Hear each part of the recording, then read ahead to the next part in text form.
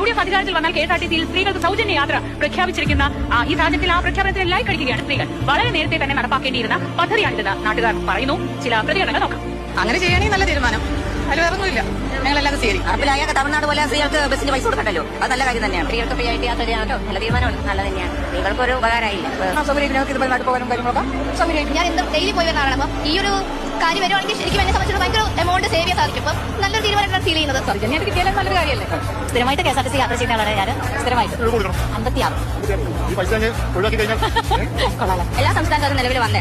തമിഴ്നാട്ടിലുണ്ട്, കർണാടകയിലും ഉണ്ട് ഫ്രീ ആയിട്ട്. കേരളത്തിലെ സമയം അതിക്രമിച്ചു എന്നാണ് അഭിപ്രായം. കാരണം അത് ആ ഒരു നടപടി വരണം എന്നാണ് ആഗ്രഹം. പിന്നെ സ്ത്രീകൾക്ക് സുരക്ഷിതമായിട്ട് യാത്ര ചെയ്യാലോ. സ്ത്രീകൾക്ക് സൗകര്യം കൊടുത്തുകൊണ്ട് നല്ല ഉപകാരം. രാഹുൽ ഗാന്ധിയുടെ പ്രഖ്യാപനത്തോട് എല്ലാവരും ലൈക്ക് അടിക്കുന്നുണ്ട്.